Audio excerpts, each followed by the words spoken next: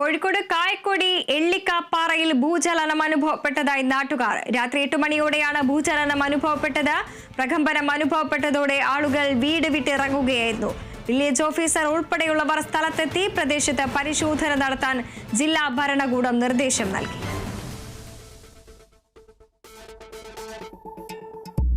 കോഴിക്കോട് ഭൂചലനം. കോഴിക്കോട് കായക്കൊടി എള്ളിക്കാപ്പാറയിലാണ് ഭൂചലനം അനുഭവപ്പെട്ടതായി പറയുന്നത്.